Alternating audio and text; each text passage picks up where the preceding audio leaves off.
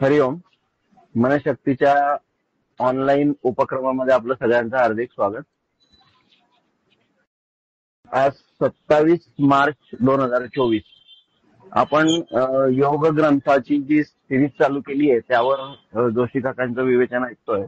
सगळ्यांना नम्र विनंती की सगळ्यांनी आपले ऑडिओ व्हिडिओ बंद ठेवावे, म्हणजे व्यवस्थित ऐकता येईल आणि काका काही आज स्लाइड्स पण दाखवणार आहेत, त्या पण आपल्याला व्यवस्थित पाहता येईल. पुढील सूत्रे श्री जोशी काकांकडे. हरिओम.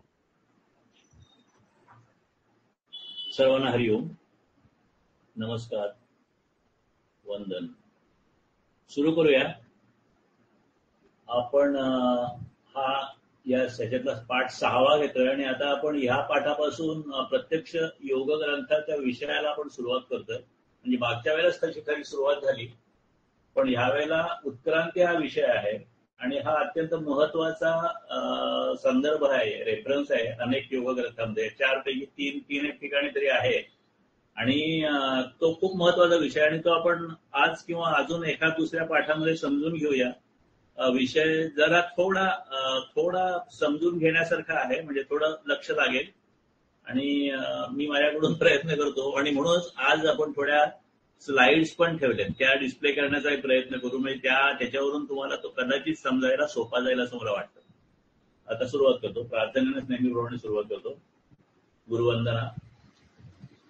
ब्रह्मानंदम परमसुखदम केवलम ज्ञानमूर्तिम द्वंद्वातीतं गगनसदृशं तत्त्वमस्यादिलक्ष्यम् एकं नित्यं विमलचलं सर्वधी साक्षिभूतम् भावातीतं त्रिगुणरहितं सद्गुरुं नमामि.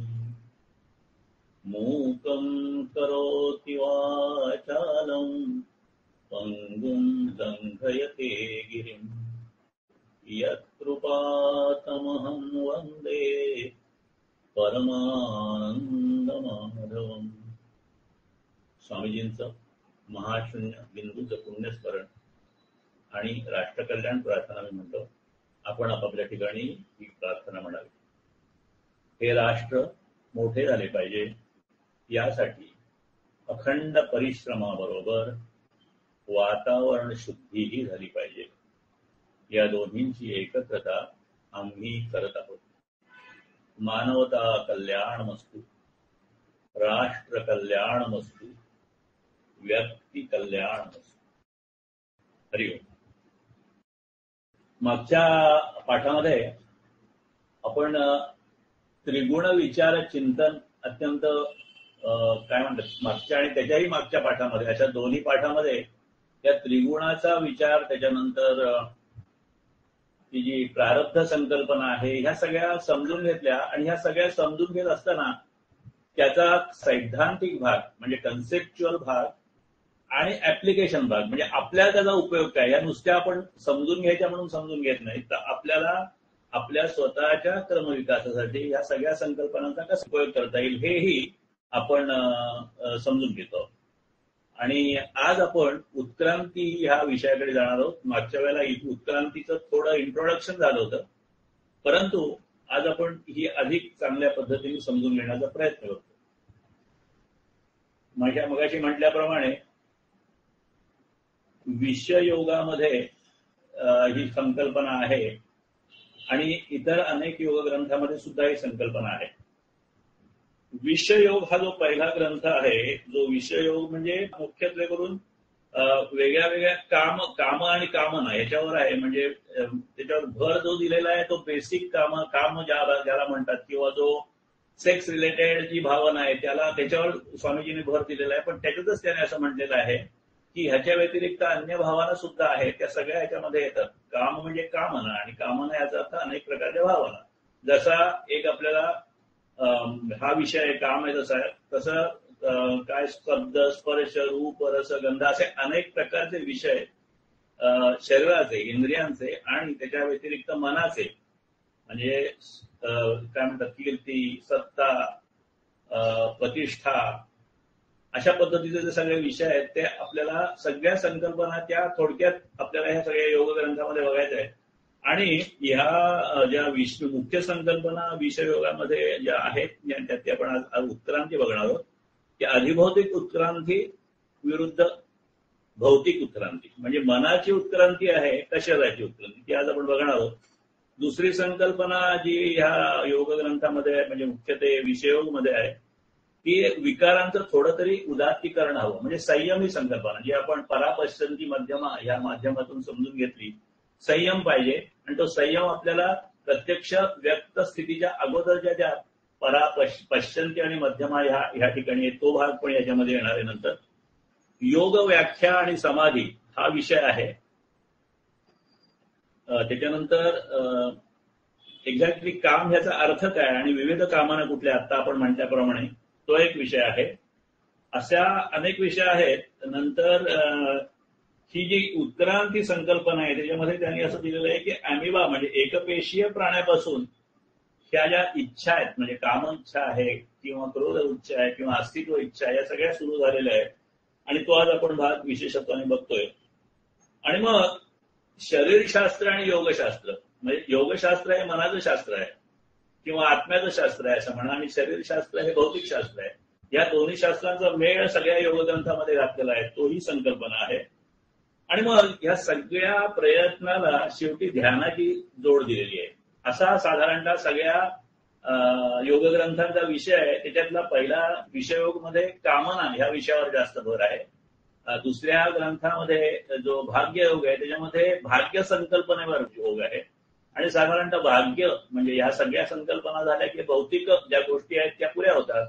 आणि मग ह्या भौतिक वृत्ती आणि त्याच्याबरोबर अधिभौतिक म्हणजे योगाची जोड देऊन आपल्याला जी काही आपली स्वतःची प्रगती करायची त्या प्रगतीसाठी आपण आपली बुद्धी वापरायची असेल तर त्या बुद्धीच्या मर्यादा काय आणि बुद्धियोगात किती प्रगती करता येईल. आणि मग श्रद्धा म्हणजे श्रद्धायुक्त बुद्धी किंवा श्रद्धा आणि बुद्धी या दोन्हीचा समन्वय करून आपल्याला स्वतःचा किती विकास करता येईल असे 4 योगग्रंथ सांगतात आणि ते आपण आता समजून घ्यायला सुरुवात करतो. आता बघा मागच्या वेळेला आपण हे उत्क्रांती संकल्पना थोडक्यात बघितली की उत्क्रांती म्हणजे हळूहळू बदल घडून विकसित होण्याची प्रक्रिया हा त्याचा सर्वसाधारणतः अर्थ आहे. म्हणजे त्याचा जो आपण शब्दार्थ म्हणू किंवा शब्दाचा शब्द काय इंडिकेट करतो तर हळूहळू बदल घडतात आणि प्रोग्रेस होते. आणि मागच्या वेळेला आपण म्हटलं एखादा कुठल्या तरी सारेगमप सारख्या ह्याच्यामध्ये एखादा संगीत आपला एखादा गायक येतो तिथे तो गायन करतो हळूहळू हळूहळू तिथे तो इम्प्रूव्ह होत जातो. मग त्या स्पर्धेचा पहिला होतो. त्याच्यानंतर मग प्रोफेशनल संगीतकार म्हणून होतो गायक म्हणून होतो. मग वेगळ्या वेगळ्या मैफिली ते करू लागतात. त्याच्यानंतर हळूहळू प्रगती होते. एक उत्कृष्ट संगीतकार अशा प्रकारची प्रगती होऊ शकते. किंवा आणखी दुसरं उदाहरण म्हटलं तर अण्णा हजारेंचं म्हणता येईल. ते साध्या काय म्हणते मिलिटरीमध्ये एक सैनिक होते ते आणि अत्यंत निराश परिस्थितीमध्ये ते सोडून चालले होते. आणि मग त्यांना एक विविध पुस्तक एका स्टॉलवर मिळालं आणि त्याच्यानंतर त्यांना जो संदेश मिळाला त्याच्यातून त्यांनी काम उभारलं. अशा प्रकारे असं तो त्यांचा क्रमविकास.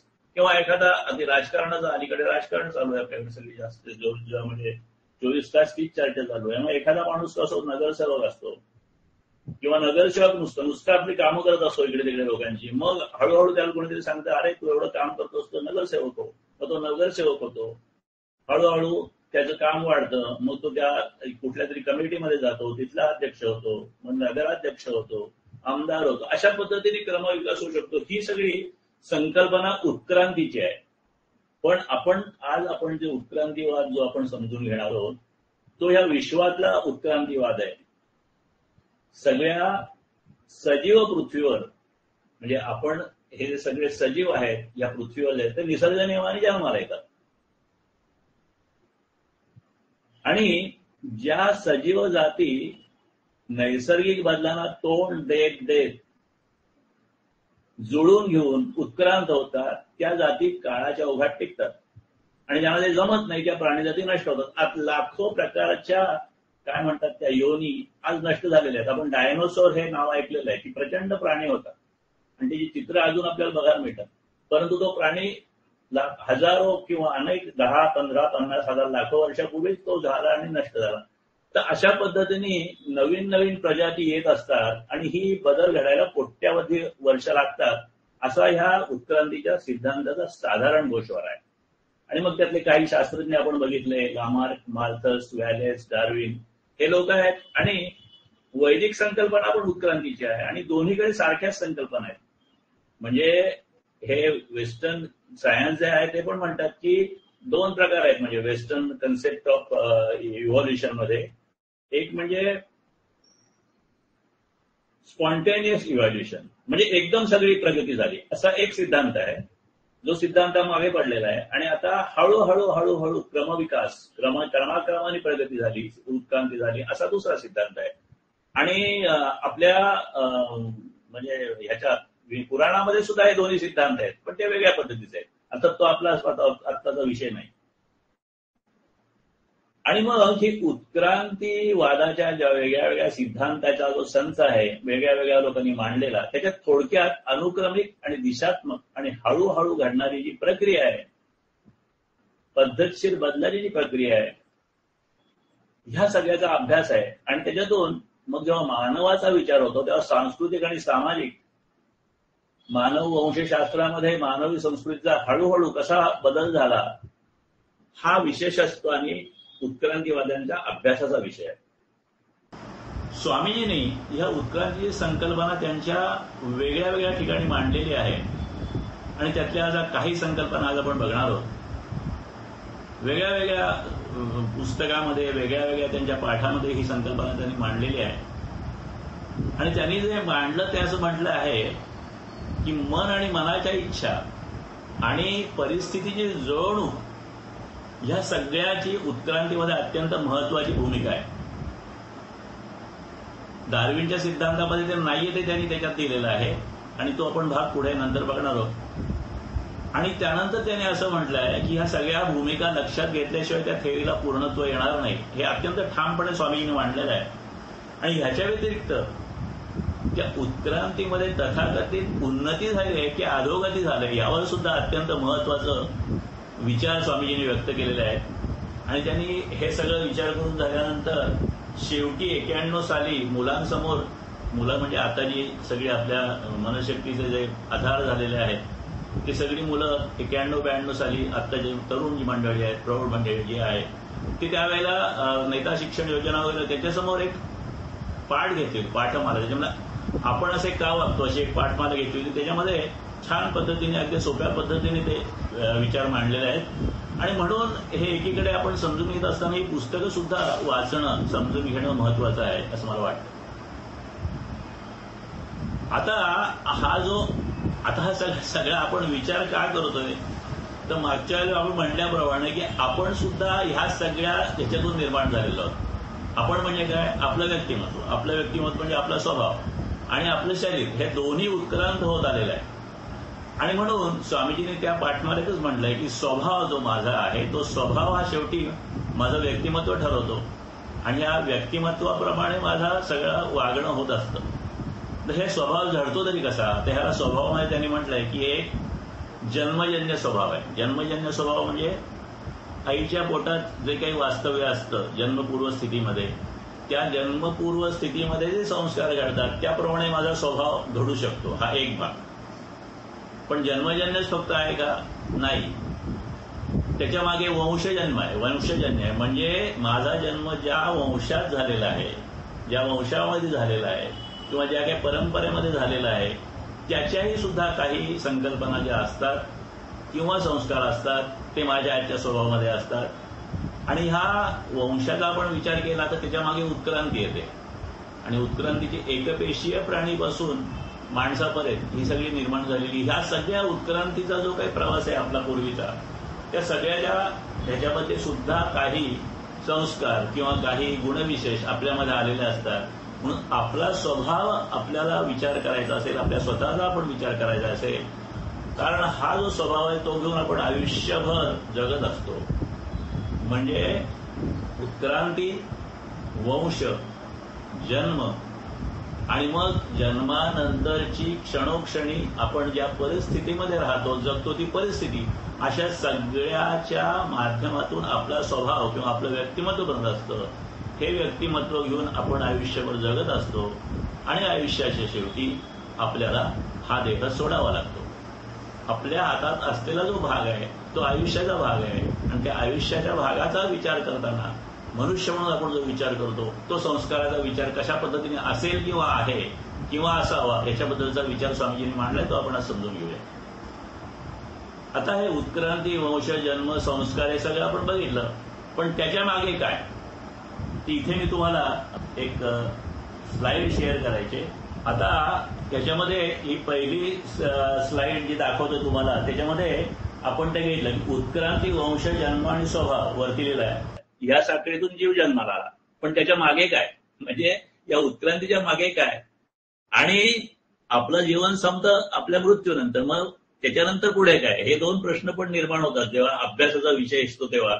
आणि हे सगळे आपल्याशी रिलेटेड आहेत म्हणून आपण समजून घेतो, उगाच काहीतरी अकॅडमिक एक्झरसाइज म्हणून आपण करून घेत नाही.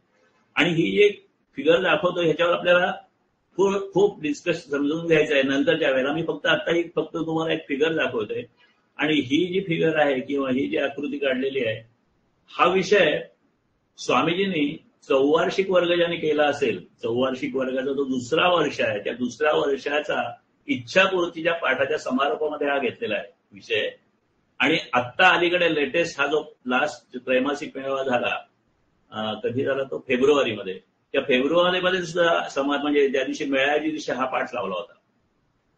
म्हणजे थोडक्यात अशी की महास्फोट झाल्यानंतर हे जग निर्माण झालं, बिग बँग नंतर असं विज्ञान म्हणतं. मग त्याच्या पूर्वस्थिती काय होती तर ती शून्य स्थिती होती. त्याच्यानंतर महास्फोट झाला, त्याच्यानंतर मग प्राणीजीव निर्माण आले.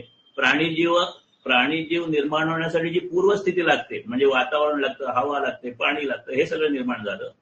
त्याच्यानंतर जीवनिर्मिती झाली, जीवनिर्मितीचा प्रारंभ झाला तो अॅमिबापासून झाला आणि नंतर मग उत्क्रांती होत होत एकंदर सगळी प्राणीसृष्टी निर्माण झाली. आता ही उत्क्रांती झाली ती जशी शरीराची झाली तशी मनाची सुद्धा झाली आणि मग ह्या उत्क्रांतीप्रमाणे मानव निर्माण झाला, आपण निर्माण झालो.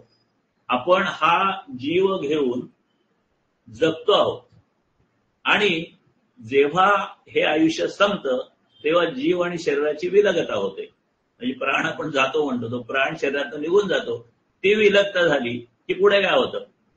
तर दोन ऑप्शन आहेत, इकडे लाल रेषा दाखवलेली आहे बघा, की एक तर जन्ममरण चक्र, जर का काही वासना राहून शिल्लक राहिल्यास आणि आपला प्राण गेला तर त्यावेळेला जन्ममरण चक्रात परत जन्म येऊ शकतो. आणि जर का ह्या ठिकाणी जर का आपण काही काय म्हणतात ती निर्वासन स्थिती किंवा तृप्त स्थितीमध्ये जर का समजावलं तर मूळ मुख्य स्थितीला आपण जाऊ शकतो, त्याला मुक्ती असं म्हणतात. ही संकल्पना आज आपण एवढीच इथे समजून घेऊया, कारण ह्याचा संबंध उत्क्रांतीशी, म्हणजे उत्क्रांती पूर्वस्थिती, उत्क्रांतीची सायकल जी काही जायची ती सगळी सायकल आणि त्याच्यानंतर पुढे काय होणार आहे हा सगळा जो भाग आहे उत्क्रांतीमध्ये येतो. आणि ह्याच्याबद्दल आपण डिटेल डिस्कशन पुढच्या वेळेला करूया. आज आपल्याला बहुतेक त्याच्यावर काही करता येणार नाही. आता ही सगळी आपण परत मागच्या वेळेला आपण बघितलं की ही सगळी जिज्ञासा कशासाठी आहे, कारण प्रत्येक माणसाला तो बोलो अगर न बोलो त्याला आपलं मूळ जाणण्याची इच्छा असते आणि दुसरी इच्छा असते भविष्य जाणण्याची इच्छा असते. आणि म्हणून हे पण आपलं मुळात काय आहे, महास्फोट आणि उत्क्रांती वगैरे एवढा कोणी विचार करत नाही, परंतु तो सगळे विचार केला तर मुळात शून्य स्थिती आहे आणि नंतर सुद्धा एक तर जन्ममरण आहे किंवा शून्य. आणि हा जो बोगदा दाखवलाय आपण, म्हणजे हा बोगद्यासारखा जो भाग दाखवलाय, परमेश्वराला किंवा जी कुठली शक्ती होती त्या शक्तीला इच्छा झाली आणि मग तो महास्फोट झाला आणि महास्फोटानंतर हे सगळं निर्माण झालं. म्हणजे हे सगळं जे त्याची वर्णन कसं केलेलं आहे, हा जो म्हणजे मुख्य जी स्थिती होती ती मुख्य स्थिती जी होती तो त्याला मूळ स्थिती किंवा महास्फोट पूर्व स्थिती.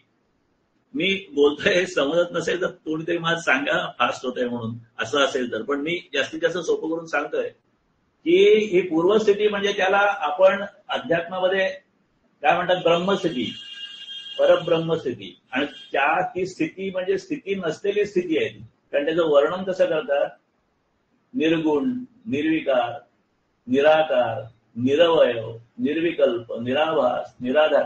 म्हणजे ही सगळी जी स्थिती आहे ती स्थिती ही कुणालाही अनुभवता येणार नाही, म्हणजे अनुभवता येईल पण बघू शकणार नाही किंवा त्याला नाव पण देऊ शकत नाही, अशा पद्धतीची स्थिती आहे. ही मूळ स्थिती आहे. त्याच्यानंतर ही उत्क्रांती, उत्क्रांतीनंतर माणूस, माणसानंतर अजून शरीराची उत्क्रांती झालेली नाही, माणसाच्या मनाची उत्क्रांती होऊ शकते. कशी ते आपण पुढे बघणार आहोत. त्याच्यानंतर जन्ममरण चक्र किंवा मुक्ती, ह्या दोन गोष्टी, याची सगळी सायकल आहे. आणि मग ह्या सायकलीचा भाग पुढचा जो आहे तो आपण बघू की हे सगळं जायचं कशाला, जाणायचं कशाला, की आपल्याला मूळ जाण्याची इच्छा असते, पुढे काय होणार याची जाणण्याची इच्छा असते. आणि मग संत किंवा वेदांत किंवा स्वामीजींसारखे विचारवंत ह्याच्यावर सगळा विचार करतात आणि त्यांना तर सगळंच माहीत झालेलं असतं, परंतु आपल्यासाठी त्या गोष्टी ते जास्तीत जास्त पद्धतीने सोप्या करून मांडण्याचा प्रयत्न करत असतात. आणि स्वामीजींनी त्यांच्या स्वतःवर विज्ञानाची मर्यादा घालून घेतल्यामुळे त्यांनी विज्ञानाच्या परिभाषेत जेवढं जेवढं शक्य असेल ते मांडले. आणि ह्याची चर्चा जी आहे ती योग ग्रंथामध्ये विषयोग, बुद्धियोग, श्रद्धायोग मध्ये आलेली आहे. मगाशी म्हटल्याप्रमाणे आपण असं का वागतो हे जे पाठ आहेत आणि जे पाठ पुस्तक रूपाने पण प्रसिद्ध झालेले आहेत त्याच्यामध्ये आहे. माइंड पॉवर मध्ये याची बरीच चर्चा आहे. व्हॉट माइंड मीन्स पुस्तकामध्ये आहे, पर्पज ऑफ युनिव्हर्स मध्ये आहे आणि अशा प्रकारची अनेक ठिकाणी ही चर्चा आहे. ओके, आता यातला आपण असं का वागतो ह्यातला पाठ जो आहे तो आपण थोडक्यात बघूया की त्याच्यामध्ये काय सांगितलं आहे. त्यातला 9वा पाठ जो आहे त्याच्यात स्वामीजी म्हणतात की आपल्याला दोन आहेत आपल्यामध्ये, म्हणजे माणसाचा विचार केला की त्याच्यामध्ये जड शरीर आहे आणि अजड मन आहे. आणि म्हणून आपल्याला जड आणि अजडाचा दोन्हीचा विचार करायला लागेल. जडाला जेव्हा कुठल्याही पद्धतीची गती येते तेव्हा त्यातून शक्ती निर्माण होते आणि मग हे जड पुढे कसं वागेल किंवा कसं त्याचं हे होईल, गती मिळेल त्याला, पुढच्या काय पद्धतीने ती गती जाईल ह्याच्याबद्दल काही निश्चित आपल्याला सांगता येऊ शकतं. हा एक जडाचा फाटा आहे.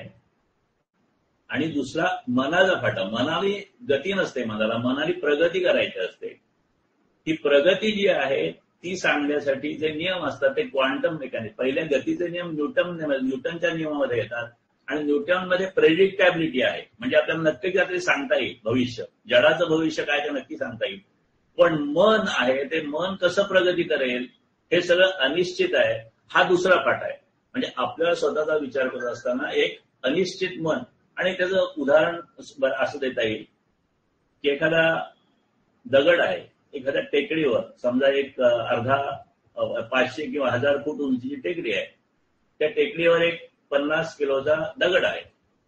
तो 50 किलोचा दगड त्या टेकडीवरून ढकलला तर तो किती वेळात खाली पोहोचेल ह्याचं कॅल्क्युलेशन करून परफेक्ट काही वेळ सांगता येते निश्चित.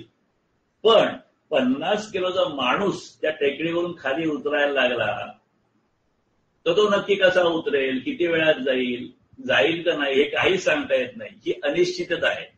म्हणून आपल्याला मनाचा विचार करताना क्वांटम मेकॅनिक्स काही प्रमाणात आणि शरीराचा विचार करताना न्यूटन मेकॅनिक्स असं आपल्याला वागता येतं.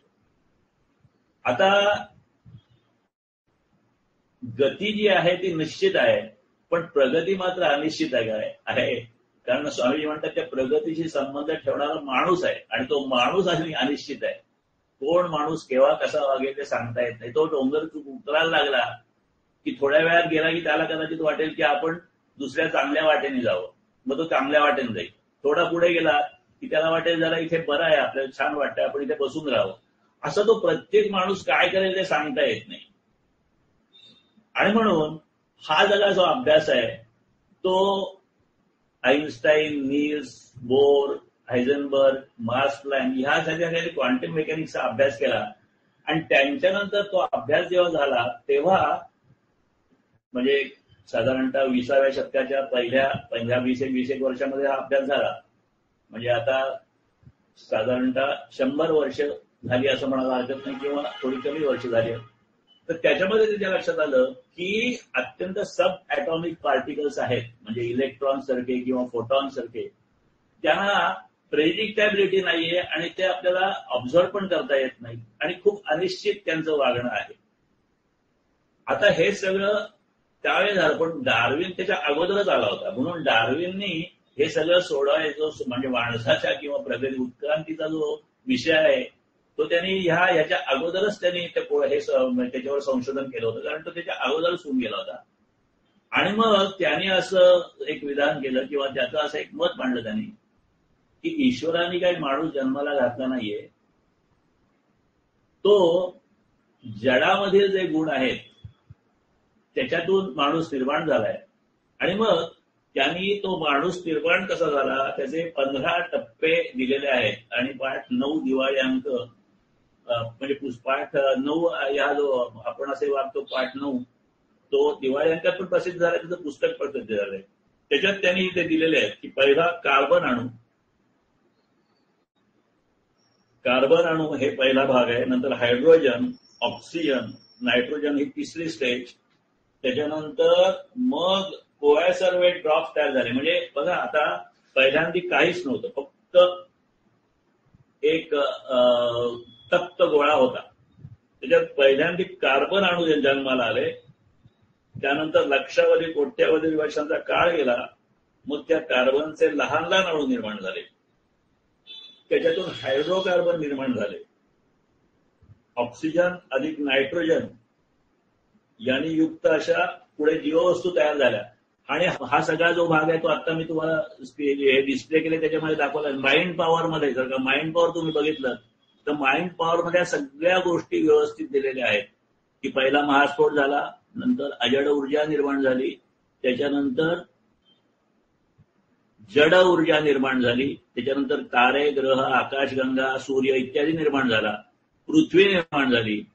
पृथ्वीनंतर अनेक ही सगळी प्रत्येक गोष्ट एका दुसरीकडे जाताना कदाचित लाखो वर्ष गेली असतील. त्याच्यानंतर पृथ्वीला कडेला वातावरण निर्माण झालं. त्या वातावरणामध्ये नंतर पाऊस पडला, हजारो शेकडो वर्ष पाऊस पडला, समुद्र निर्माण झाले. समुद्रामध्ये रासायनिक संयुग निर्माण झाली. नंतर त्या रासायनिक संयुगांचे आणि पाण्याचे मिळून काही एक विशिष्ट ड्रॉप्स किंवा ज्याला आपण थेंब म्हणतो ते तयार झाले. त्यातले विशेष मोठे थेंब होते ते टिकले. त्याला कोॲसर्वेट ड्रॉप्स असं म्हणतात. आणि माइंड पॉवर मध्ये हे कसे टिकले, कुठले टिकले, कुठल्या ह्यानी टिकले हे खूप छान दिलेलं आहे. त्याच्यानंतर मग त्या कोॲसर्वेट ड्रॉप्स पासून सिंगल सेल लाईफ सुरू झालं. सिंगल सेल हे दिसतंय ना आपल्या या फ्लो डायग्राम मध्ये आहे बघा, मी तुम्हाला दाखवते. त्या सिंगल सेल लाईफ म्हणजे अमिबा निर्माण झाला. त्याच्यानंतर मग आता शेवटी अमिबा एक पेशी म्हणजे एक पेशीला सगळं करता येतं. मग थोडं बहुपेशीय प्राणी निर्माण झाले, वनस्पती निर्माण झाले. बहुपेशीय म्हणजे काय, थोडं डिस्ट्रीब्युशन झालं कामाचं, म्हणजे सगळंच काम एकच पेशी करत होती तर मग थोड्या थोड्या झाल्या. त्याच्यानंतर मग सरपटणारे पाठखणा असलेले सस्तन प्राणी निर्माण झाले, माकडं निर्माण झाले आणि मग आधुनिक मानव निर्माण झाला. आता या आधुनिक मानवामध्ये उत्क्रांत मेंदू आहे, सत असत विवेक बुद्धी आहे, विज्ञान तत्वज्ञान समन्वयाने स्वतःचं स्वरूप जाणण्याची क्षमता आहे. ही क्षमता कुठल्याही प्राण्यामध्ये नाहीये, फक्त माणसामध्ये आहे. आणि म्हणून माणसाला अत्यंत काय म्हणतात ते प्रगत अवस्था प्राप्त झाली अशी म्हणतात. आता इकडे सगळं लेफ्ट साईडला बघा, अजडाच्या म्हणजे मनाच्या अस्तित्वाची इच्छा यातून विश्वनिर्मिती आणि विश्वाच्या सर्व अस्तित्वाची निर्मिती झाली. मूळ काय सगळ्या विश्वाचं निर्माण, कुणाची इच्छा. आपण म्हणतो ना परमेश्वराला वाटलं की ज्या परब्रह्माला वाटलं एकोहम बहुश्याम म्हणजे आधुनिक असावं असं त्याला वाटलं. त्याच्यानंतर असल्यानंतर एकच नको अनेक असावे असं वाटलं. ही वेदातली संकल्पना आहे, वेदांतातली संकल्पना आहे.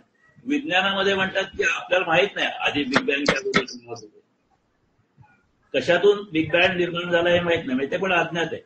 आता म्हणजे थोडक्यात हे विश्व निर्माण झालंय ते अजडाच्या इच्छेतून निर्माण झालं आणि अजडाच्या अस्तित्वाच्या इच्छेनंच पृथ्वीवरील जीव निर्मिती झाली. जीवनात अस्तित्व स्थिर आणि सुखकारक होण्याचा अर्थ आहे.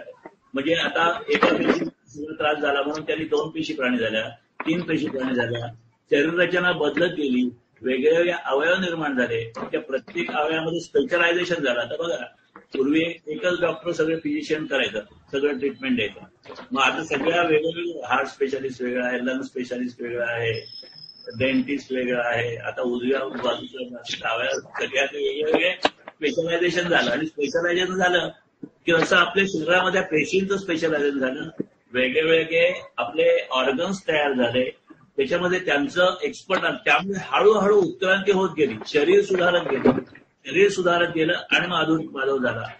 परंतु हे शरीर सुधारलं, त्याच्यामध्ये प्रेरणा कुणाची होती? सुखाची प्रेरणा होती, सोयीची प्रेरणा होती. आणि ही प्रेरणा कोणाची असते? त्या जडाला प्रेरणा नाही, मनाला प्रेरणा आहे. आणि म्हणून अशा पद्धतीने आपण ही उत्क्रांती समजून घेतली, आणि समजून घेतली की आपल्याला समजेल, लॉजिकली समजेल. आणि तशा पद्धतीने स्वामीजींनी आपल्याला ही वेगळ्या पुस्तकामध्ये समजून दिलेली आहे.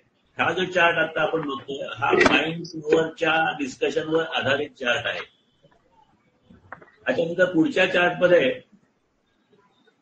आपण परत तेच बघतोय, big bang, amoeba, single cell, नंतर अॅक्वॅटिक मल्टीसेल झाला, नंतर मल्टीसेल सिंपल ऑर्गन्स वाला प्राणी निर्माण झाले, मल्टीसेल विथ कॉम्प्लेक्स ऑर्गन्स वाले निर्माण झाले, नंतर अशा प्रकारे रेप्टाईल्स म्हणजे सरपटणारे प्राणी, त्याच्यानंतर टेरेस्ट्रियल म्हणजे काय म्हणतात ते अधिक प्रगती प्राणी, काही जमिनीवर राहणारे, काही पृथ्वीवर राहणारे, नंतर पक्षी निर्माण झाले, मध्ये वनस्पती निर्माण झाल्या, त्याच्यानंतर मग पक्षी निर्माण झाले, पक्ष्यानंतर मंकी निर्माण झाले, मंकी नंतर मॅन निर्माण झाले. आता ह्याच्यामध्ये प्रगती शरीराची झाली, ही आपण बॉडीची इव्हॅल्युएशन बघतोय, म्हणजे बॉडीची प्रगती झाली हे बघतोय. आणि पुढच्यामध्ये आपल्याला मनाची इव्हॅल्युएशन ऑफ माइंड दाखवलेली आहे. इव्हॅल्युएशन ऑफ माइंड जे आहे ते इव्हॅल्युएशन ऑफ माइंड मध्ये बघा, एक आपल्याला सर्वायवल म्हणजे इन्स्टिंक्ट, बेसिक इन्स्टिंक्ट काय आहे प्रत्येकाची, सर्वायवल, त्याच्यानंतर प्लेजर. आता ही प्लेजर आणि सर्वायवल मध्ये फिअर आणि अँगर ह्या बेसिक आपल्या एलिमेंट्स निर्माण झाले. आणि मग ती फिअर, अँगर डॉमिनेटेड ज्या ऍक्टिव्हिटी होत्या त्या ऍक्च्युअल लाईफ मध्ये सेल्फिशनेस आणि वॉन्टेडनेस निर्माण झाला. आणि मग खाली मटेरियलिस्टिक प्रोग्रेस झाली, आणि ही सगळी अगेन्स्ट लॉ ऑफ नेचर होती. आणि म्हणून आयुष्यामध्ये पेन निर्माण झाले. अगेन्स्ट लॉ ऑफ नेचर का होती? तिथं फक्त स्वतःचा विचार आहे, निसर्गामध्ये समतेचा विचार आहे. एक लक्षात घ्या, परत मी काय सांगतोय, हे सर्व्हायव्हल इन्स्टिंक्ट मधून म्हणजे आपल्याला असुरक्षिततेची भावना प्राण्याला निर्माण होते, तेव्हा भय आणि राग निर्माण होतात. भयराग निर्माण होतात, तो सेल्फिशनेस आणि वॉन्टेडनेस, मला पाहिजे ह्याच्यातून निर्माण होतं प्रत्यक्ष जीवनामध्ये. आणि मग ते झाल्यानंतर जे यशस्वी होतात त्यांचं मटेरियलिस्टिक प्रोग्रेस होऊ शकते, म्हणजे त्यांना पाहिजे ते मिळू शकतात गोष्टी, म्हणजे संपत्ती मिळू शकतात, चांगली घरं मिळू शकतात, सगळं होऊ शकतं त्यांचं. पण त्याच्यामध्ये इतरांचा विचार असेलच असं नाही, आणि म्हणून त्याच्यातून आयुष्यात पेन निर्माण. ही सिंपल डायग्राम आहे, एक्झॉस्टिव्ह डायग्राम नाही, आयडिया येण्यासाठी डायग्राम आहे. दुसरी, आपल्याला सुख मिळावं किंवा आनंद मिळावा अशी एक भावना असते. त्याच्यातून एक जसं सर्व्हायव्हलचा भाग निर्माण झाला ऍक्च्युअल लाईफमध्ये, तसा क्रिएटिव्हिटी आणि इंटेलेक्च्युअल हा एक भाग निर्माण झाला. त्याच्यातून आध्यात्मिक जीवन निर्माण झालं. आध्यात्मिक जीवनमध्ये अनवॉन्टेडनेस आणि सेल्फलेसनेस ही गोष्ट निर्माण झाली. इथे काही ठिकाणी स्पेलिंग मिस्टेक्स पण आहेत. आणि मग त्याच्यातून तो स्पिरिच्युअल प्रोग्रेस झाली. त्याच्यानंतर त्या स्पिरिच्युअल प्रोग्राममुळे आपण निसर्गाचे नियम किंवा परमेश्वराचे नियम पाळले, आणि त्याच्यानंतर माणूस सुखी झाला. थोडक्यात मनाच्या इव्हॅल्युएशनचा हा सगळ्यात अगदी काय म्हणतात तो प्रिलिमिनरी आढावा आपण घेण्याचा प्रयत्न केला. हे सगळं आपण समजून घेतोय कारण आपल्या समोर एक चित्र निर्माण हवं. आता आपण थोडा वेगळ्या लेव्हलला विचार करू. माणूस जो आहे अत्यंत उत्क्रांत झालेला माणूस, तो मोक्षापर्यंत प्रगती करू शकतो, पण ते सर्वांना जमेलच असं नाही आणि सर्वांना त्याची इच्छा होईल असं पण नाही. पण मानवी जीवनात क्वालिटेटिव्ह आणि क्वांटिटेटिव्ह म्हणजे थोडी मटेरियलिस्टिक प्रोग्रेस आणि थोडी स्पिरिच्युअल प्रोग्रेस ह्या गोष्टी तर व्हायला पाहिजेत. आणि आपण मागच्या काही पाठामध्ये समर्थ रामदास स्वामींचं बघितलं की प्रपंच आणि परमार्थ याचा समन्वय करणं हे तर महत्वाचं आहे. आता हे प्रयत्न लोकांसमोर मांडण्यासाठी प्रथम स्वामीजींनी मनाचा अभ्यास केला, त्याच्यावर सगळं तत्वज्ञान मांडलं. ते स्वतः 100% तत्वज्ञान जगले. इतरांना उद्युक्त करण्यासाठी प्रत्यक्ष अनेक कार्ययोजना त्याने उभारल्या, विविध अभ्यास शाखा आणि कार्यक्षेत्र सुरू केली, कार्य उभारलं. आणि हे असं उभारलं की प्रत्येक मानवासाठी त्याला कुठलाही त्याच्यात भेद ठेवला नाही. जात, धर्म, पंथ, लिंग, वय, शिक्षण, देश कुठलाही नाही. कोणीही तिथे येऊन हा अभ्यास करू शकतो, समजून घेऊ शकतो. आणि इतक्या पद्धतीने, सोप्या पद्धतीने त्यांचं मांडण्याचा प्रयत्न केला. अभ्यास वर्ग जे आहेत ते आपण बघितलं, जन्ममृत्यू किंवा आध्यात्मिक जे विषय आहेत आणि सायंटिफिक जे विषय आहेत, अगदी शेतकऱ्यापासून कोणी येऊन ते अभ्यास करू शकतो आणि त्याला त्या भाषेत समजतं. काळाच्या पुढे त्यांनी विचार केला आणि मग 21वं शतक आणि पुढील काळासाठी मार्गदर्शक दिशा दाखवली. स्वामीजी म्हणायचे की त्यांचं हे मनावरील संशोधन 21वं शतक आणि त्यापुढच्या काळासाठी आहे. आणि बघितल्याप्रमाणे आपण जर का बघितलं तर 21वं शतक सुरू झालं आणि मग त्या कॉन्शियसनेसचा बराच अभ्यास सुरू झाला आहे. कॉन्शियसनेस याच्यावर खूप सर्च चालू आहे, परंतु विज्ञानाने स्वतःवर बांधून घेतलेलं जे बंधन आहे त्यामुळेच तो पुढे होत नाही आणि त्याच्यावर अनेक प्रकारची चर्चा चालू आहे. परंतु 21व्या शतकामध्ये म्हणजे मेंदू म्हणजेच मन असा जो पूर्वीचा भाग होता तो जाऊन आता मनाला, त्या मेंदूला प्रेरणा देणारं काहीतरी आत एक भाग आहे ज्याला कॉन्शियसनेस असं म्हणता येईल किंवा जाणीव असं म्हणता येईल, त्याच्यावर संशोधन सुरू झालेलं आहे. मनाचा अभ्यास विज्ञानाला अनिवार्य आहे असं स्वामीजीने म्हटलं आणि विज्ञानाच्या मर्यादा लक्षात घेऊन मन या जड नसलेल्या गोष्टीचं विज्ञान कसं मांडता येईल आणि त्यातून मनुष्य जातीचं सर्वांगीण कल्याण साधण्यासाठी काय उपाय करता येतील, ह्या सगळ्याचा पूर्ण आराखडा त्यांनी मनशक्ती केंद्राच्या माध्यमातून आपल्या समोर ठेवलेला आहे. आता हे का आपण समजून घेतोय? कारण आपण एकीकडे उत्क्रांती बघतोय, एकीकडे मनाची उत्क्रांती बघतोय, एकीकडे शरीराची उत्क्रांती बघतोय आणि हे सगळं स्वतःच्या कॉन्टेक्स्टमध्ये आपल्याला समजून घेतलं असेल तर आपल्याला हा जो स्वामीजीने आपल्यासाठी मांडलेला अभ्यास आहे तो समजून घेतला पाहिजे आणि तो आपल्याला समजल्यानंतर त्याच्याबद्दल आपल्याला अधिक इतरांना सांगता येईल, हा त्यातला भाग आहे. आता स्वामीजी म्हणतात उत्क्रांती जी झाली ही कशी झाली, ती जर कन्व्हेन्शनल डार्विनचा प्रिन्सिपल बघितला तर तो म्हणतो फक्त जडाची उत्क्रांती झालेली आहे. परंतु स्वामीजी प्रश्न विचारतात विषयोग, श्रद्धायोग आणि बुद्धियोग ग्रंथामध्ये की अधिभौतिक उत्क्रांती आहे का भौतिक उत्क्रांती आहे. भौतिक म्हणजे फक्त शरीराचा विचार, जड चेतन पदार्थाचा विचार आणि अधिभौतिक विचार म्हणजे दोन्ही अचेतन आणि जड दोन्हाचा विचार आहे. आणि म्हणून ह्या सगळ्यातून उत्क्रांती झालेली आहे आणि ह्या उत्क्रांतीचा मुख्य प्रेरणा काय आहे त्याच्याबद्दल आपण बघूया. प्राण्यांचा मेंदू आणि मानवाचा मेंदू. मानवाचा मेंदू खूप प्रगत आहे. का प्रगत मानला जातो? कारण जाणीव नावाची गोष्ट जी मेंदूमध्ये असते ती अत्यंत प्रगत अशी जाणीव फक्त माणसामध्ये आहे, ज्याला अंतःकरण म्हणतात. मन, बुद्धी, चित्त, अहंकार हा त्यातली बुद्धीचा जो भाग आहे तो बुद्धीचा भाग अत्यंत प्रखर असा असू शकतो माणसामध्ये आणि म्हणून अंतःकरण प्रगत आहे. आणि सर्वसाधारणतः प्राण्यांना काम आहे, म्हणजे त्यांना त्यांचा वंश चालवायची इच्छा असते प्रत्येकाला, त्याच्यासाठी ज्या काही भावना आहेत ते त्यांना आहेत. काही प्रमाणात राग पण आहे, काम, क्रोध आहे. परंतु मोह, लोभ, मद, मत्सर, माया, मालकी हक्क, लिप्तता ह्या गोष्टी प्राण्यांना नाहीत. प्राण्यांना असतात त्या मोह, लोभ कधी ते स्टोरेज करू ठेवत नाहीत किंवा अगदी मुंगी वगैरे थोडं स्टोरेज करतात, पण ते सगळ्यासाठी असतं. पण आपल्याला किती मिळालं तरी आपल्याला ते कमी वाटतं, इन्सिक्युअर वाटतं, अजून मिळावं असं वाटतं. ते मिळाल्यानंतर त्याचा आपल्याला अहंकार होतो, मद होतो. त्याच्यानंतर माझ्याविषयी दुसऱ्याला जास्त मिळालं तर त्याचा मत्सर मला मनातून वाटतो. मी बोलून दाखवणार नाही परंतु वाटतं मनातून. अशा पद्धतीचे हे सगळी जी उत्क्रांती आहे ती फक्त माणसामध्ये झाली आहे. म्हणजे मेंदू जसा वाढलाय माणसाचा तसा त्या पद्धतीने त्याचा भावनांचा विकास पण झालेला आहे आणि त्या भावनामध्ये काही सकारात्मक काही नकारात्मक. आता हा आपण ब्रेनची चित्र तुम्ही बघताय. आता ह्याच्यामध्ये हा रेप्टाईल आर कॉम्प्लेक्स म्हणून जो दाखवलेला आहे आतला ब्रेन आहे तो, आणि त्या ब्रेनवर दुसरा ब्रेन म्हणजे प्रोग्रेस जशी झाली तशी ब्रेन बेसिक ब्रेन आहे हा आर कॉम्प्लेक्स. म्हणजे रेप्टाईल म्हणजे सरपटणाऱ्या प्राण्यांना पाली वगैरे असतात, सरपटणारे प्राणी, त्यांना जो ब्रेन आहे तो रेप्टाईल ब्रेन आहे. त्याच्यानंतर इव्हॉल्व झाले, प्रगती झाली, उत्क्रांती झाली, मग भावनांचा लिम्बिक कॉन्टेक्स्ट म्हणजे भावनांचा ब्रेन, भावना असलेला. आता उत्क्रांत भावना माणसाला आहे सर्वात. आणि त्याच्यानंतर हा जो सेरेब्रल कॉर्टेक्स किंवा न्यूरो कॉर्टेक्स एवढा भाग दाखवलेला आहे तो अत्यंत उत्क्रांत मेंदूचा भाग आहे. याच्यामध्ये विचार आणि दुसरी गोष्ट म्हणजे चांगला वाईट विचार, सत्सद विवेक बुद्धी, ही सगळी अशा पद्धतीने ब्रेनची डेव्हलपमेंट झालेली आहे. जस्ट आपल्याला एक पिक्चर दाखवावं म्हणून हे. आता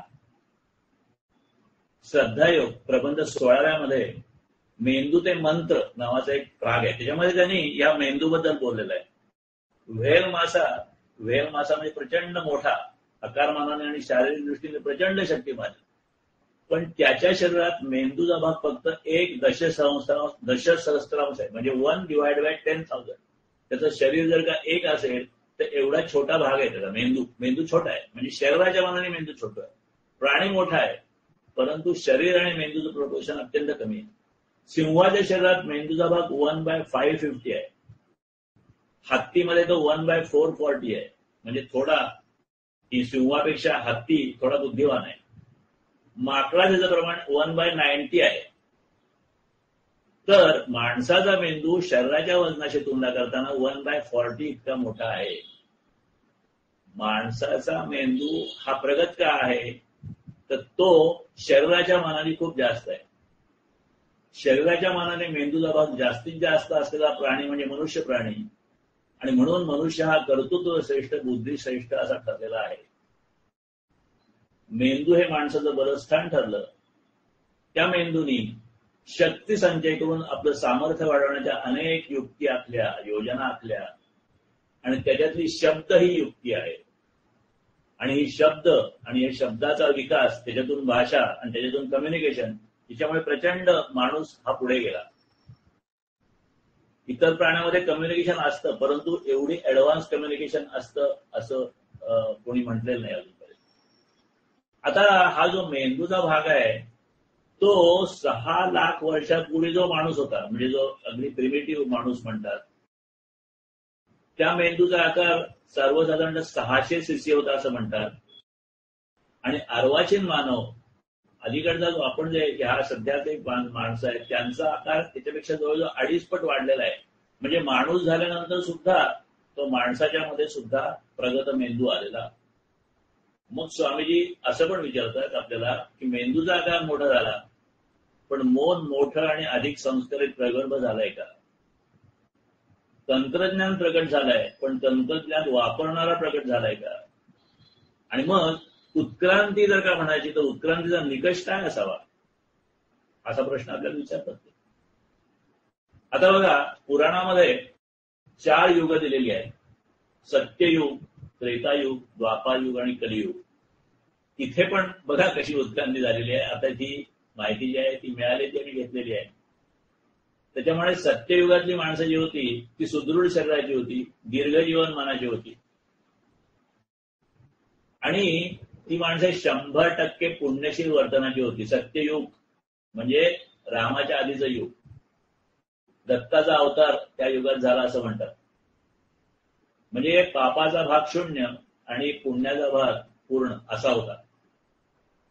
नंतर त्रेता युग, द्वापार युग आणि कलियुग, पुढचे युग निर्माण झाली, आणि मग हे एक एक कमी निर्माण झालं.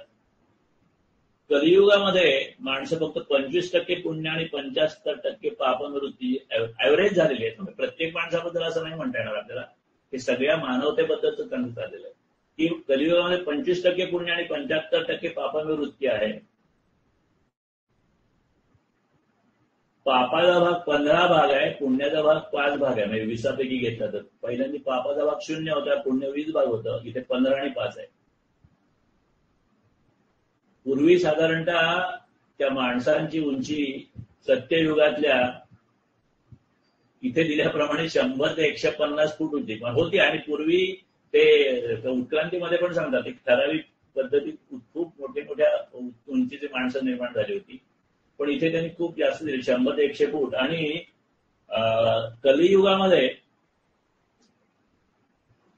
पूर्वी ती 10 फूट होती आणि हळूहळू ती कमी होत, आता शेवटी जेव्हा कलियुग संपेल तेव्हा ती 3 फूट राहील असं म्हणतात. म्हणजे परत शरीराची पण सुद्धा उत्क्रांती होते का अधोगती, हाही एक प्रश्न आहे. स्वामीजी मनाच्या श्लोकाच्या 125 भागामध्ये जे आपण काही नोट्स काढल्या तर त्याच्यात म्हणतात ही पवित्र गंगा जशी जशी पुढे पुढे वाहत जाते तशी तशी ती दूषित आणि प्रदूषित होऊन जाते. आधी खूप पवित्र असते आणि नंतर पुढे पुढे वाहत जाते तसं तसं ती प्रदूषण वाढत जातं. रावणाने सीतेचं अपहरण केलं पण तिला हात लावला नाही, बलात्काराचा प्रयत्न सुद्धा केला नाही. पण दुःशासन आणि दुर्योधन यांनी आपल्या बंधूंच्या पत्नीला भर दरबारात विवस्थ करण्याचा प्रयत्न केला. पुढचा आहे म्हणजे आधी म्हणजे रामाचा काळ झालाय, त्याच्यानंतर मग महाभारताचा काळ झालेला. आता ही परिस्थिती द्वापार युगामध्ये होती. कलियुगाला पातळी तर खूप खाली घसरलेली आहे. आज 22व्या शतकात जगत असलेला प्रगत मानव तर नीतिमर्यादा नावाची गोष्ट जवळजवळ विसरलाय. स्त्री पुरुष एकमेकांच्यावर अनेक अत्याचार करताना दिसतात. रोजच्या बातम्या विदारक चित्र दाखवतात. लोकांना आवडणाऱ्या मालिकामध्ये अशाच थीम बऱ्याचदा असतात. निर्भया हत्याकांड घडणे आता नित्य झालाय. माणुसकी अटक चाललेली आहे. स्वार्थासाठी अनेक वेळा मानव पशुपेक्षाही वाईट वागतोय आणि लोक देवाला रिटायर करायला निघालेले आहेत.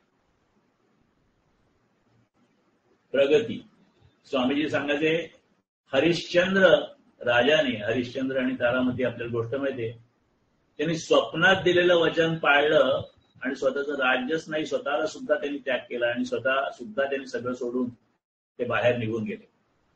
प्राण जाय पर वचन न जाय असं ते ब्रीद होतं. पुढं स्वार्थभोग काढला.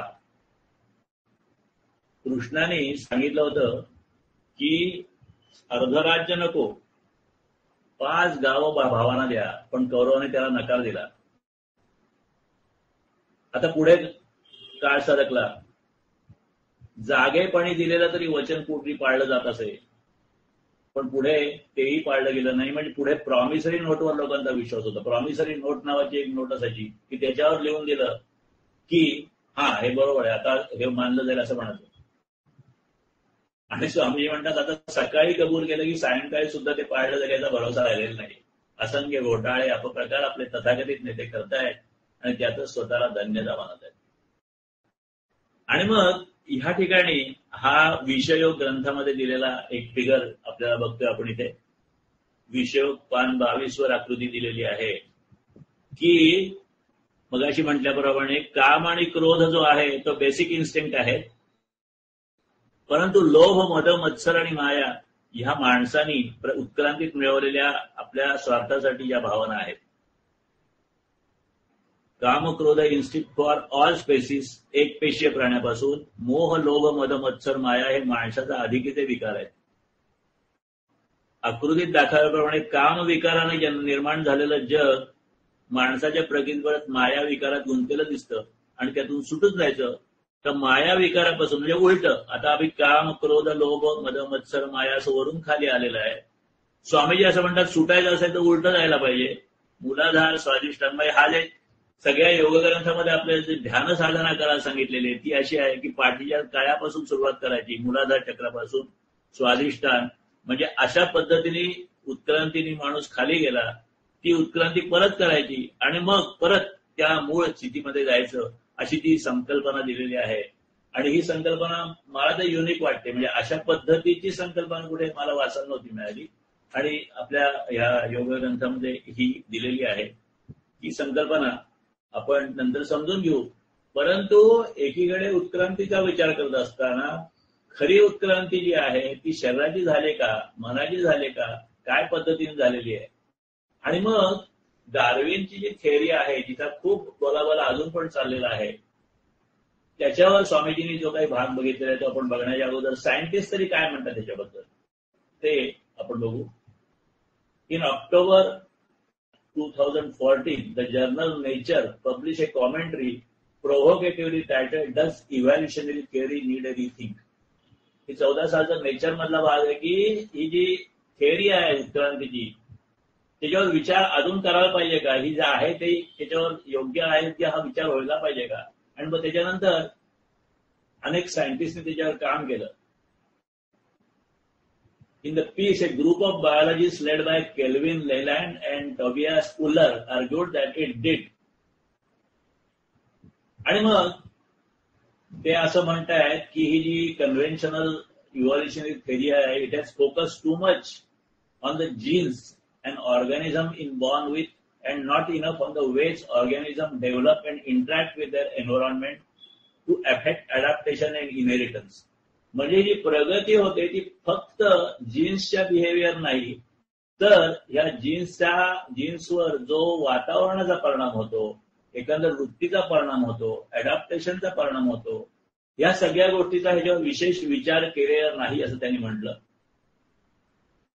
लॅलँड, Uller and dozens of colleagues around the world have completed a set of 22 studies design to put their vision of an extended evolutionary synthesis. म्हणजे हे पुढे त्याच्यावर ऍडव्हान्स त्याने विचार केला, संशोधन केलं आणि ते टेस्टला टाकलं. Carrying out experiments to investigate whether and how non generic factors change the way organism involve. म्हणजे शरीराच्या व्यतिरिक्त इतर कुठल्या गोष्टी आहेत त्या उत्क्रांतीवर परिणाम करणाऱ्या, त्याचा त्याने अभ्यास केला आणि मग त्यांच्या लक्षात आलं की फक्त बळी ते कान पिढी तर नाही, परंतु वृत्ती, अडॅप्टेशन अक्रॉस जनरेशन, म्हणजे थोडक्यात जुळवणूक हा सुद्धा भाग आहे. हा अलीकडचा भाग आहे आणि अजून सुद्धा उत्क्रांतीवर खूप वेगळ्या वेगळ्या पद्धतीचे विचार चालू आहेत. आपण असं का वागतो, हे जे पुस्तक आपण बघितलं त्याच्यात स्वामीजींनी म्हटलं की आपण हा अभ्यास का करतो, मुलांना त्यावेळेस सांगितलं. म्हणजे ही जी नेता शिक्षण योजना, म्हणजे आज जी मुलं सगळी मनशक्तीचं आता काम करायला लागलेली आहेत, मुलं म्हणजे आता त्याच्यामध्ये मयूर, उमाताई, सुहास, अजित, हे सगळे जे लोक आहेत ते त्यावेळेला ज्या वर्गाला त्यांना स्वामीजींनी त्यावेळेस शिकवलं. त्यांनी सांगितलं स्वतःला समजण्यासाठी उत्क्रांती तत्वाचा अभ्यास आपण केला पाहिजे, कारण आपल्या स्वभावाचं मूळ थेट उत्क्रांतीला जाऊन भेटलेलं आहे. आणि मगाशी आपण म्हणल्याप्रमाणे जन्मजन्य, वंशजन्य, परिस्थितीजन्य, उत्क्रांतीजन्य असे आपण सगळे बनलेलो आहोत. आणि प्रगती म्हणजे काय, अधोगती म्हणजे काय, आणि बळी तो कानपिढी, सर्व्हायव्हल ऑफ द फिटेस्ट ही जी डार्विनची कन्सेप्ट आहे त्याला काय काय मर्यादा आहे त्याच्याबद्दल खूप डिटेलमध्ये त्यांनी ते आपण असे का वागतो ज्या 3-4 प्रकरणामध्ये घेतलेला आहे.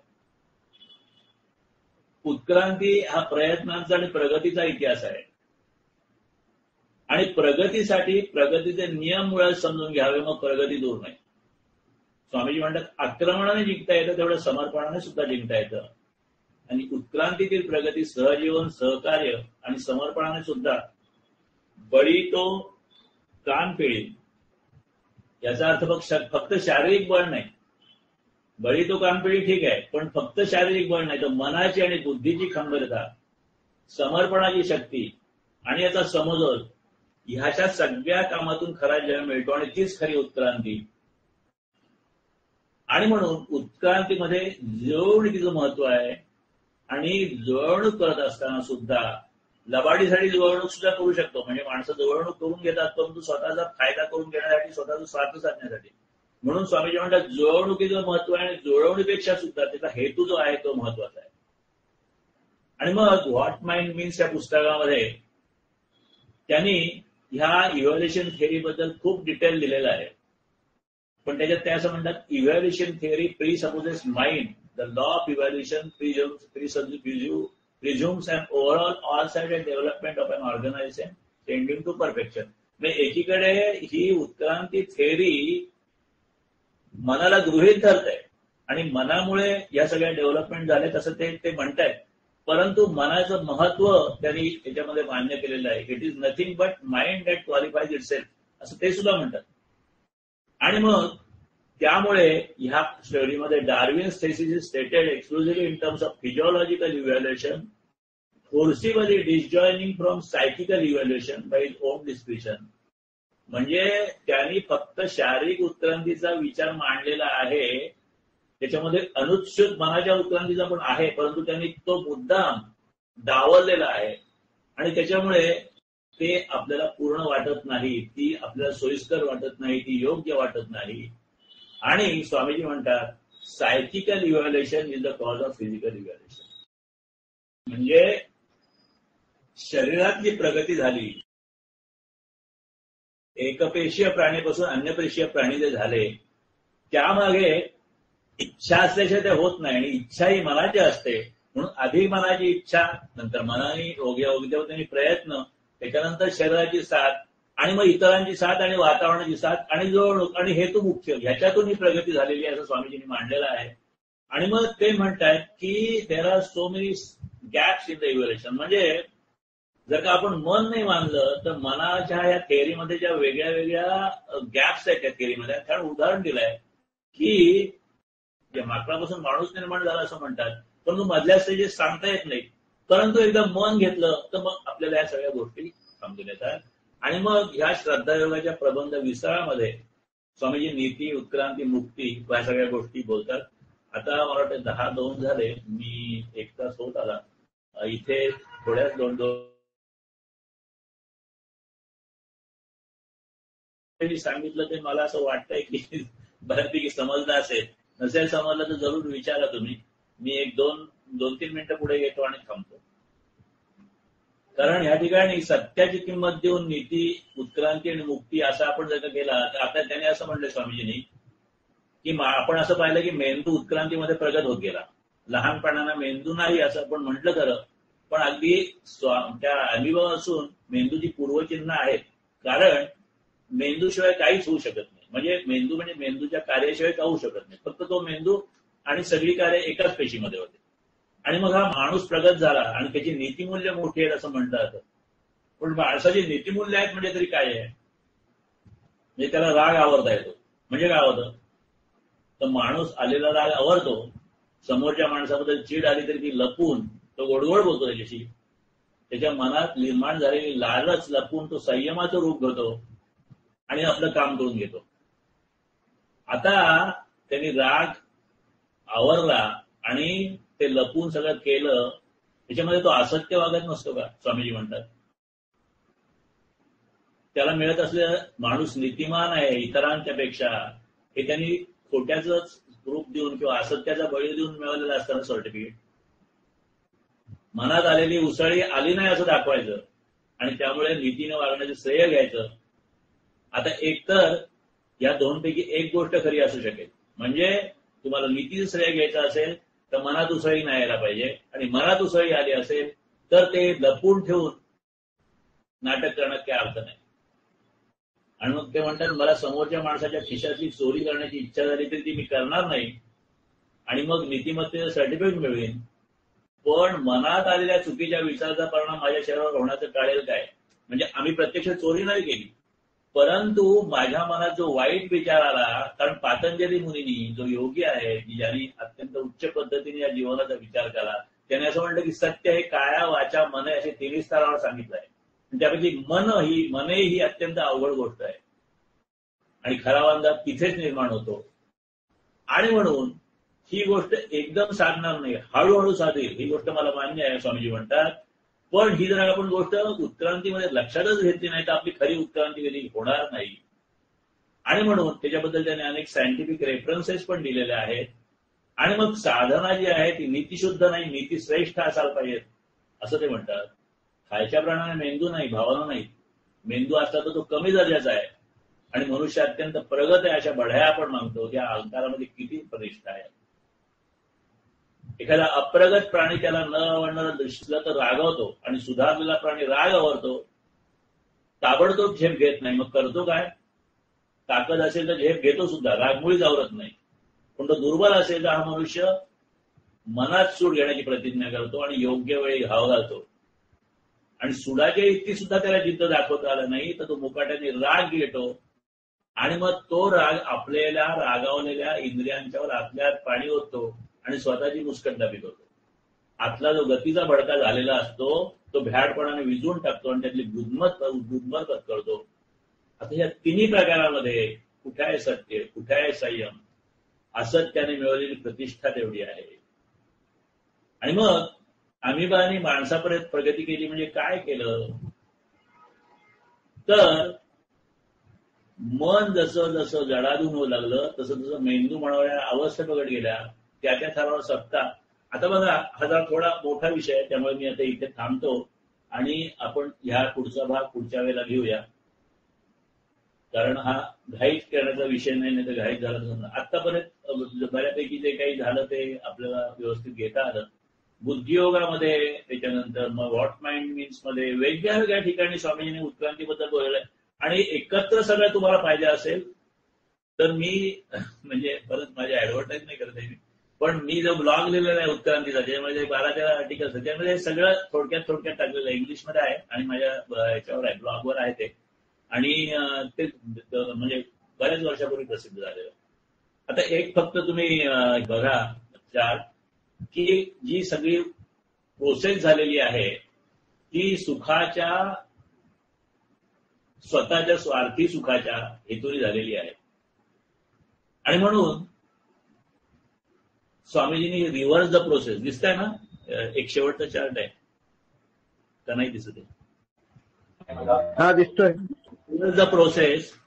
तर त्याच्यावर त्यांनी सांगितलं की आपल्याला सुख घेण्यासाठी किंवा स्वार्थ साधण्यासाठी कोणी शिकवायला लागत नाही, पण शिकवायला काय लागतं तर ऍक्सेप्ट द डिस्प्लेजर, नंतर in the form of sacrifice. म्हणजे डिस्प्लेजर ऍक्सेप्ट करा म्हणजे काय करा, काहीतरी दुसऱ्यासाठी चांगल्या पद्धतीने त्याग करा. एकदम नाही करता येणार, हळूहळू करा, थोडा करा, 6.25% करा, नुसतं 1% करा, काहीतरी करा.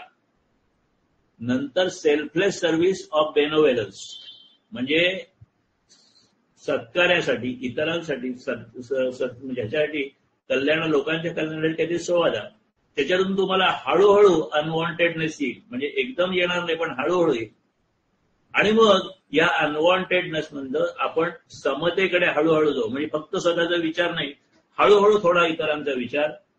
हा जेव्हा आपण विचार करून ते आपल्यामध्ये स्थिर होईल त्यावेळेला हे आपण निसर्गाचे नियम पाळू, त्यामुळे आपल्या जीवनात थोडा तरी हॅपीनेस येईल, हॅपीनेस इन द लाईफ येईल. आणि मग जेव्हा मन शांत होईल, मन शुद्ध होत राहील, तसं तसं आपण आपल्या आत्म्याकडे जाऊ, प्रोग्रेस ऑफ द साऊल होईल, म्हणजे आपण आपल्या आत्म्याची जाणीव तरी थोडी तरी ठेवू. आणि मग राईटस म्हणलं, नैतिकदृष्ट्या तुम्हाला योग्य किंवा उचित, अष्ट, सज्जन, भलं, सात्विक असं आपलं वागणं होईल. हे सगळं वागणं झालं की पीस ऑफ माइंड येईल.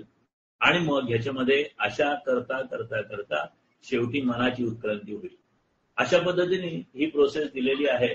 आणि ही प्रोसेस स्वामीजींनी सगळ्याच अभ्यासवर्गातली सगळ्याच पुस्तकामध्ये सांगितलेली आहे. परंतु त्याचा सारांश आपण या ठिकाणी ते बघितला. आणि मग या ठिकाणी आपण आपल्या आता नेहमीच्या प्रार्थनेकडे जाऊया. आज ज्या ठराविक घेतल्या होत्या स्लाइड्स त्याच्यापैकी मला वाटतं 70% झाल्या, 30% राहिल्या, पुढच्या वेळेला घेऊ.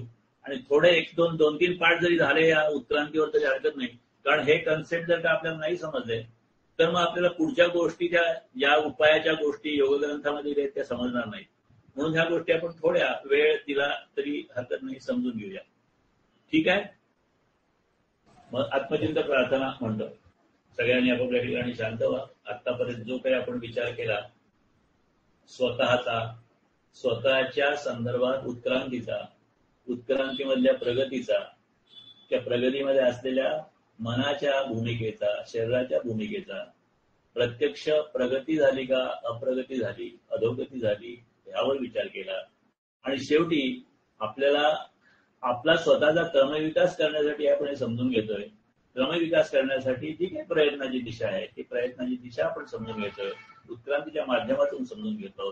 त्या भूमीवर आपण आता आत्मचिंतन प्रार्थना करूया. सगळ्यांनी शांत राहा, आपापल्या ठिकाणी ही प्रार्थनेचे विचार आपल्या मनात ठेवा.